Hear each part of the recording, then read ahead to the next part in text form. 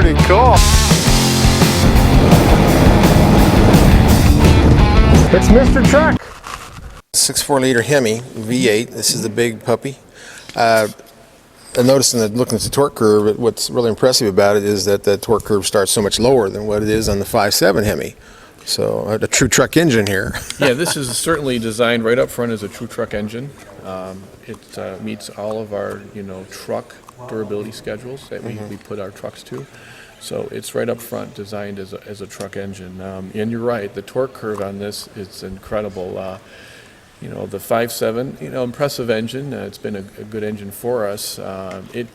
Its torque curve is very similar to that of our competition.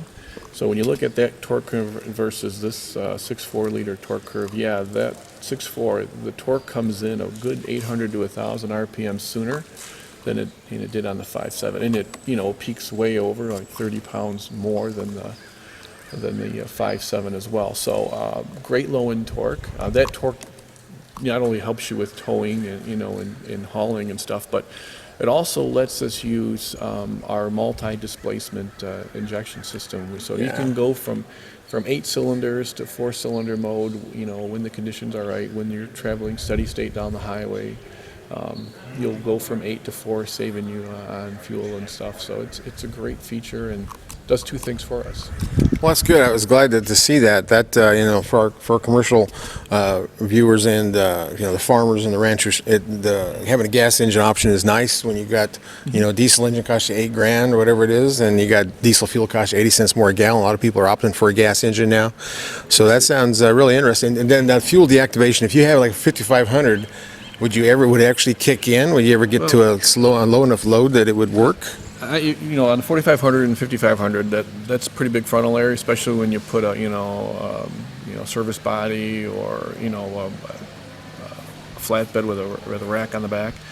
So you're right. You won't see MDS on a 4,500 or a 5,500 truck. But what we did do though is, with cost of ownership still in mind, when you made it to the Eisen transmission and you get PTO. There's 2 different transmissions you can get with this 6.4. You can our 6-speed internal 6-speed automatic, or you can get an Eisen 6-speed automatic transmission with PTO capability. Now, with that PTO capability, when you go into PTO mode, this engine will run on 4 cylinders. Oh, really? So if you're in stationary PTO mode, you're at that rollback wrecker guy loading someone up on the side of the road.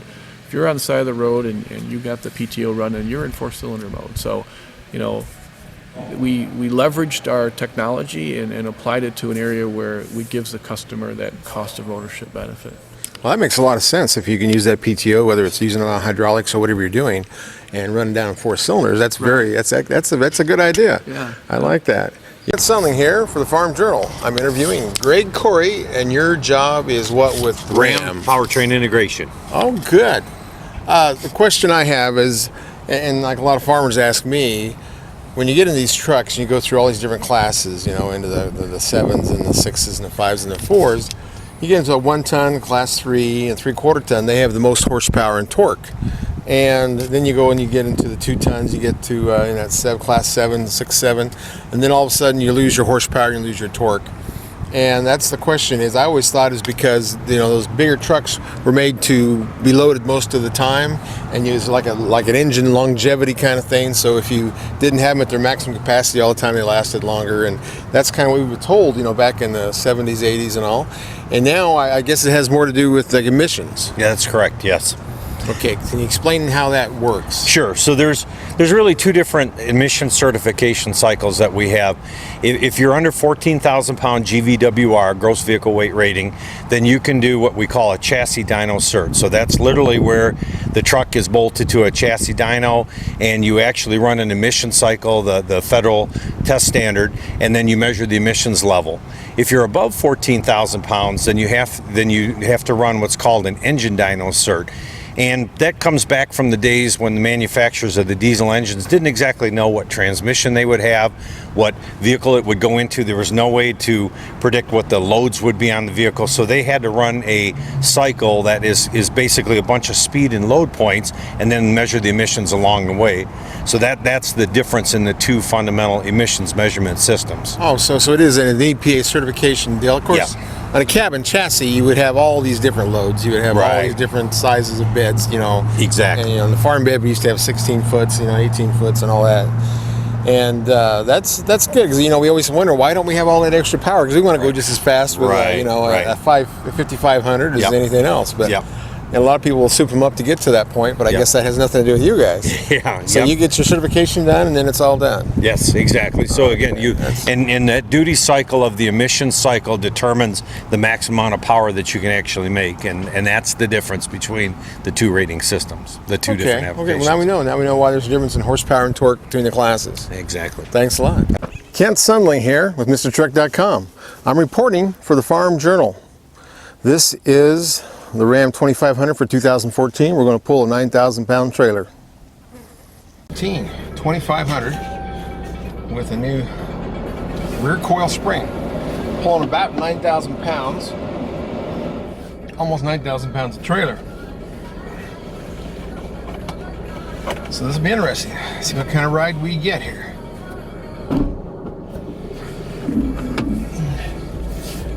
Case tractor on board on this gooseneck, but handles well, corners well. It's, you know, it's, I really like to ride these with the airbag, as that's the option you have. 2014 on a 2500. Standard is the coil with the 4-link. So very many SUVs have that same type of suspension, but this is a mono-beam axle. American mono-beam axle, but it changes the handling characteristics, having coils front and rear. Tracking bar keeps it from going sideways. So this type of suspension, whether it's coil or an airbag on this 2500, is a much tighter suspension. You have much less rear end movement because of that, and you can tell it. Corners well, handles well, nothing to it, pulling the trailer. So what I'd like to see next is to get one of these up to the maximum capacity, whatever it's 17,000 or whatever it is, on this coil, just to see, you know, what it looks like and how. Oh, love that exhaust brake coming down a good hill.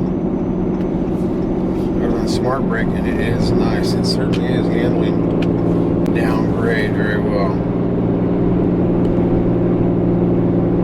Smart brake is doing its job, and it's grade shifting properly, holding my RPMs down, 2,000 below.